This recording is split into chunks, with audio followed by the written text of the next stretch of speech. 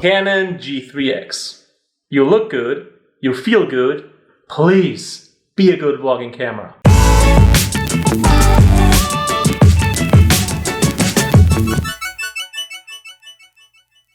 Hey, thanks for checking out this review. Again, it's a multi-part review, so should you be interested in especially one or several of the chapters, go check out the video description, it has all the links that you need.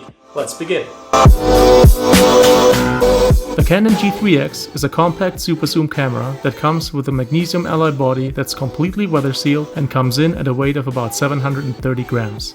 It features a zoom range of a 24mm equivalent on the wide end all the way up to a 600mm equivalent on the far tele end, and an f-stop from 2.8 to 5.6. Be aware though, the f-stop drops fast, and already at 200mm the 5.6 is reached.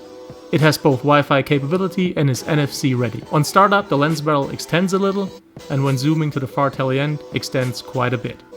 The G3X comes with a 3.2-inch touchscreen with 1.6 million dots. It is tiltable both downwards to a 45-degree angle and upwards to a full 180 degrees, which means you can use it as a selfie screen. The side of the lens barrel holds two buttons. The upper one enables you to do automated long-distance focus pulls while recording video, and the lower one enables you to switch between manual and autofocus. The G3X also features a tiny tiltable pop-up flash. Both bloggers and cinematographers in general will love to hear that the G3X comes with both a 3.5mm mic and headphone input. The G3X has a really good startup time. In about 3/4 of a second you're ready to shoot. The back of the camera features an 8-button layout with a click wheel, but is still kept simple and clean. You can easily connect a remote control to your CANON G3X, and it comes with both a USB Mini A and a Mini HDMI connector.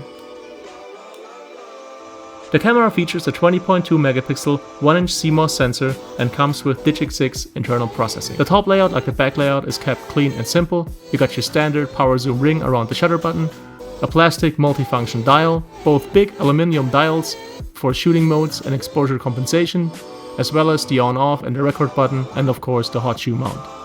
The bottom lets you access both battery and SD card slots and comes with a 1/4-inch tripod mount. Let's talk video autofocus. And here we gotta differentiate. Are you behind the camera or in front of it filming yourself?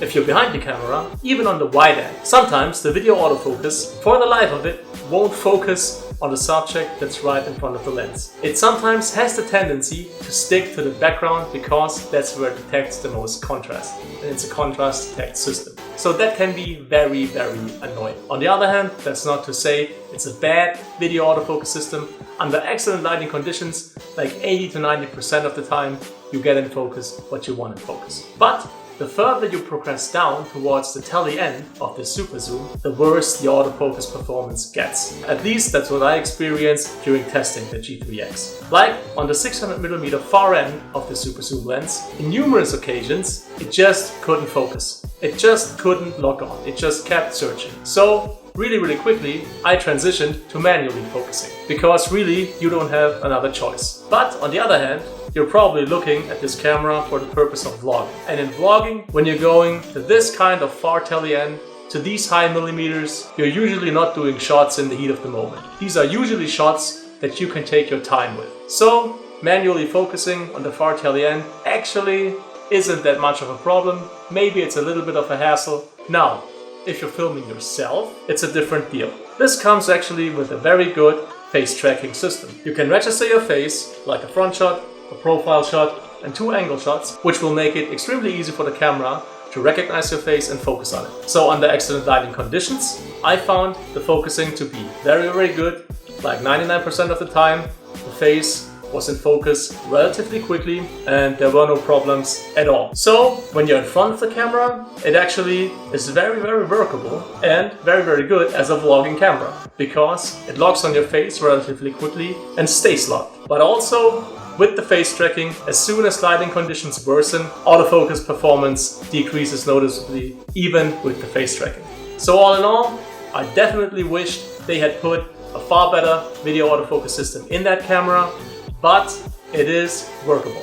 If you want to get a relatively good idea of how the G3X's video autofocus system performs, check out this vlog I shot entirely on the G3X and pay close attention to how good the focusing is. Lowlight Performance. Right out of the deck, this is not a camera that you're gonna like shooting in low light. Period. Low light to no light or night shooting, no, don't use it. Go for another camera, won't make you happy.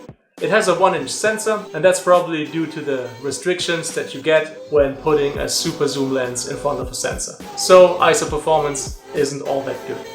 I'd not push it to more than 1250. 1250 is like the most amount of noise I can tolerate, but check out the test shots and decide for yourself. Let's talk internal audio quality. And I gotta say, the G3X surprised me in a very positive way. Considering it's an internal microphone, the quality that you're getting is actually very, very good. In my humble opinion, you can do far worse when it comes to internal audio quality than the G3X. From this distance, what you're getting, in my humble opinion, is very usable audio quality when it comes to vlogging. Of course not when it comes to high-end production, but that's not why you're looking at this camera. For vlogging purposes, this is actually a really, really good quality internal microphone. And even at, say, selfie distance, you're still getting usable audio quality. And should you still not be satisfied, you of course have the chance to mount an external mic because the G3X comes with a hot shoe and a 3.5mm mic input. Let's talk about overheating. It doesn't. Battery life. And let's make this quick. One of these 920 mAh batteries will give you approximately 90 minutes of video. Shooting outside in the bright sunlight, having the screen brightness cranked up because otherwise you can't use the screen. So during a whole day of vlogging, prepare to run through 3 or 4 of those easy. So check out those third-party manufacturers. On a side note though, studio shooting this G3X is comfortable because via an adapter you can run it off the grid. So let me tell you this, despite all its shortcomings, it's very easy to fall in love with the G3X. I for one did, although there's many reasons why I should hate the camera. Both the on-off and the record button are level with the body. Why not extend them a little, make them easier to find and push? Changing the battery, and the SD card for that matter, is impossible if the camera is mounted. Battery life. Video autofocus performance. Mediocre to below mediocre in the tele end and when you're behind the camera, but I still love this camera, and here's why. I love the way the magnesium alloy body feels. I like its weight. I like the way the grip feels. I like that this whole thing is built like a tank. I like that it's rugged. I like that it feels like it can take a beating, like it can take the strains that are daily vlogging. I like that it's designed like a compact camera, although by its dimensions it isn't one. I love the way the dials feel. I like the way the buttons are located on the body. I like to use the touchscreen. I really like the fact that you can mount an external microphone and monitor your audio with a headphone input. Now on a little side note, I also like that the lens is stabilized. I like that the body is completely weather sealed, and in general I really dig the aesthetic of the Canon sensors, especially their color reproduction. And I really dig the super zoom range, because I think it really broadens the possibilities when it comes to cinematography and enhances the quality of vlogging. So bottom line, this is a good vlogging camera if you're not prone to low light shooting. Because in low light or at night, the video autofocus performance just drops significantly. And I believe, in my humble opinion, this camera won't make any vlogger happy that likes to shoot or has to shoot in low light conditions. I really believe that to be true, and I strongly advise against spending any kind of money on this camera if you're drawn to low light conditions. On the other hand, if you're shooting during the day,